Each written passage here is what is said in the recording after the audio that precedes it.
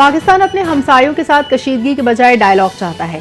خطے میں پائیدار امن کے لیے بات چیت کی ضرورت ہے۔ وزیر اعظم شہباز شریف کا شنگھائی تعاون تنظیم کے سربراہی اجلاس سے خطاب۔ کہا پاکستان پڑوسی ممالک سے اچھے تعلقات کا خواہش مند ہے۔ کچھ ممالک نے دہشت گردی کو سیاسی مقاصد کے لیے استعمال کیا۔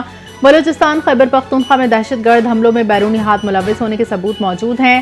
پاکستان نے صرف اپنے لیے نہیں بلکہ پورے خطے اور دنیا کے لیے قربانی دی۔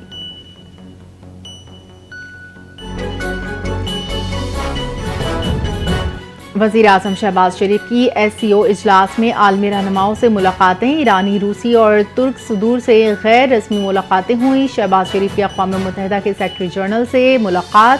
آذربائیجان، بیلاروس، تاجکستان، ملائیشیا کے سربراہان سے گفتگو۔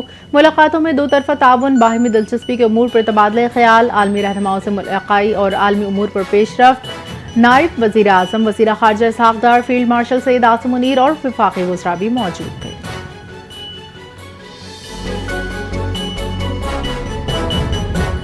ایس سی او باہمی اعتماد اور مفاد کے اصولوں پر گامزن ہے۔ ایس سی او وقت کے ساتھ تناور درخت بن چکی ہے۔ چینی صدر شی جن پنگ کا ایس سی او سربراہ اجلاس سے خطاب۔ کہا رکن ممالک میں تجارت، معیشت کے شعبوں میں تعاون کی وسیع گنجائش ہے۔ چین کی شراکت داروں سے تجارت 2.3 ٹریلین ڈالر سے تجاوز کر گئی۔ چین ایس سی او ممالک کو 10 ارب یوان کا قرض دے گا۔ چینی صدر کی ایس سی او ترقیاتی بینک کے قیام کی تجویز۔ شی جن پنگ نے کہا چین ایس سی او کو نئی بلندیوں تک لے جانے کے لیے پرعزم ہے۔ ایس سی او اجلاس میں 20 ممالک کے سربراہان شریک ہیں۔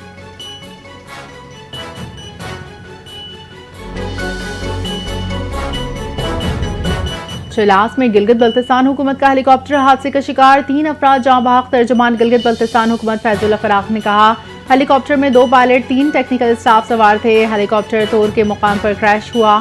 انہوں نے بتایا ہیلی کاپٹر فنی خرابی کے باعث حادثے کا شکار ہوا۔ حادثے کے بعد commander F C N D G Gilgit Baltistan scouts موقع پر پہنچ گئے ہیں، جبکہ کمشنر دیا میر سمیت عوام کی بڑی تعداد موقع پر موجود ہے۔ فیض اللہ فراق نے مزید بتایا کہ ہیلی کاپٹر میں لگی آگ بجھانے کی کوشش جاری ہے۔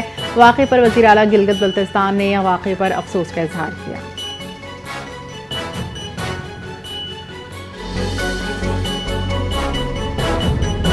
افغانستان میں خوفناک زلزلہ، ہلاکتوں کی تعداد 662 تک پہنچ گئی۔ 1000 سے زائد افراد زخمی، سینکڑوں ملبے تلے دبے ہوئے ہیں۔ افغان خبر ایجنسی خامہ پریس کے مطابق زلزلہ رات 11:47 پر آیا، جس کی شدت 6 ریکارڈ کی گئی۔ 20 منٹ پر 4.5 شدت کا آفٹر شاک بھی محسوس کیا گیا۔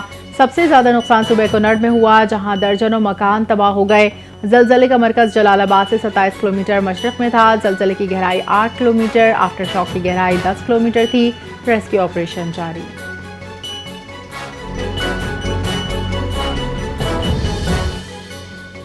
اسلام آباد، لاہور سمیت ملک کے مختلف شہروں میں زلزلے کے جھٹکے۔ پشاور، مردان سمیت خیبر پختونخوا کے مختلف اضلاع میں زلزلے کے جھٹکے آئے۔ مری، چکوال، ٹیکسلا، واہ کینٹ میں زلزلے کے جھٹکے محسوس کیے گئے۔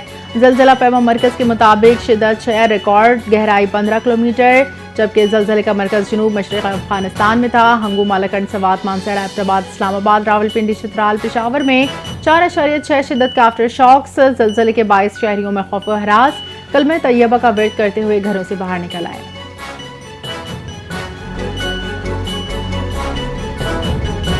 دریائے چناب میں ہیڈ تریموں پر انتہائی اونچے درجے کا سیلاب۔ تریموں پر پانی کا بہاؤ 4,79,743 کیوسک تک پہنچ گیا۔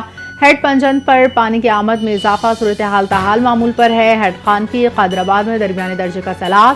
دریائے راوی میں ہیڈ بلوکی پر بھی انتہائی اونچے درجے کا سیلاب۔ ہیڈ بلوکی پر پانی کا بہاؤ کم ہو کر 1,75,000 کیوسک رہ گیا۔ دریائے راوی میں شادرہ کے مقام پر درمیانے درجے کا سیلاب۔ شادرہ پر پانی کے اخراج 67,900 کیوسک ریکارڈ۔ ہیڈ سلیمان کی پر اونچے درجے کا سیلاب، بہاؤ 1,34,000 کیوسک۔ فلڈ فورکاسٹنگ ڈویژن کے مطابق دریاؤں کی صورتحال کو مسلسل مانیٹر کیا جا رہا ہے۔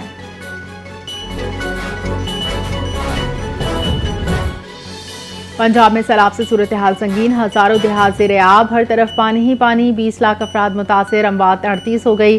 راوی، چناب، ستلج میں طغیانی، کھڑی فصلیں تباہ، سینکڑوں مویشی پانی میں بہہ گئے۔ بھارت کی جانب سے پانی چھوڑنے، شدید بارشوں کی تباہی مچا دی۔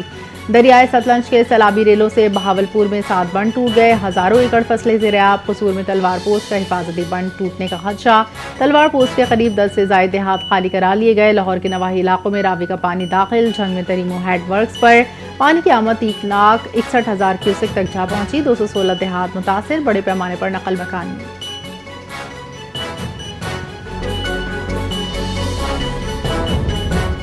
بھارتی آبی جاری جاری، بھارت نے ایک اور بڑا سیلابی ریلا چھوڑ دیا۔ پنجاب حکومت کے ذرائع کے مطابق بھارت نے سلال ڈیم کے سارے گیٹ کھول دیے۔ بھارت سے آنے والا سیلابی ریلا 8 لاکھ کیوسک کا ہے۔ یہ سیلابی ریلا 2 روز بعد ہیڈ مرالہ پہنچ جائے گا۔ ضلع انتظامیہ کا کہنا ہے آنے والے سیلابی ریلے کی اطلاع ابھی ملی ہے۔ دریائے چناب سے ملحقہ علاقوں میں اعلانات کروا رہے ہیں، ممکنہ سیلابی ریلے سے نمٹنے کے لیے تیاریاں شروع کر دی ہیں۔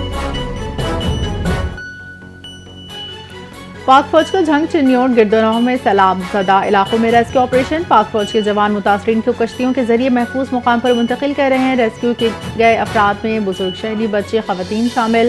سیلاب متاثرین کی جانب سے پاک فوج کے ریسکیو آپریشن کو سراہا۔ پاک فوج مشکل وقت عوام کے شانہ بشانہ کھڑی ہے۔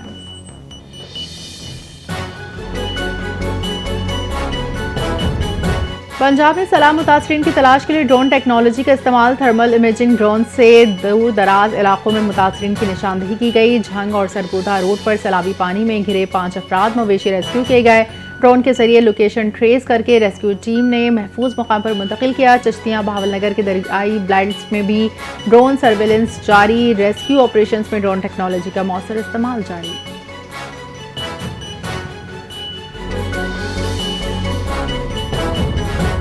ملتان روڈ پر راوی کنارے فارم ہاؤس میں سیلابی پانی میں پھنسے 6 شہروں کو کامیابی کے ساتھ ریسکیو کر لیا۔ آپریشن کی نگرانی سیکٹری وائلڈ لائف مدثر ریاض نے کی۔ آپریشن میں 4 کشتیاں، ویٹنری ڈاکٹرز نے حصہ لیا۔ ریسکیو کیے گئے تمام شیروں کو فوری طور پر محفوظ مقام پر منتقل کیا۔ سینئر وزیر مریم اورنگزیب نے وائلڈ لائف رینجرز اور وائلڈ لائف ریسکیو فورس کی مشترکہ کاوشوں کو سراہتے ہوئے وائلڈ لائف رینجرز اور ریسکیو فورس کو شاباش دی۔ مریم اورنگزیب نے مزید کہا جنگلی حیاتیات کا تحفظ حکومت پنجاب کی اولی ترجیح ہے، ہم کسی جاندار کو مشکل میں اکیلا نہیں چھوڑیں گے۔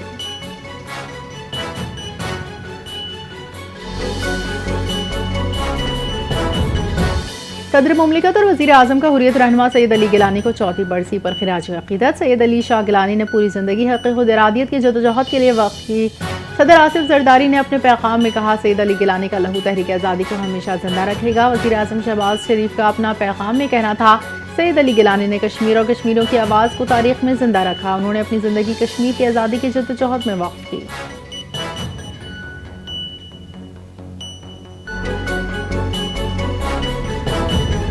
روس نے یوکرین پر ڈرون سے یلغار کر دی۔ روس نے یوکرین پر اوڈیسا اور چرنیہو میں پاور سائٹ کو تباہ کر دیا۔ روس نے 142 ڈرون سے یوکرینی انرجی سیکٹر کو نشانہ بنایا۔ حملوں سے 60,000 گھروں کی بجلی منقطع ہو گئی۔ یوکرین کے صدر زیلنسکی نے روس پر جوابی حملے کرنے کا اعلان کر دیا۔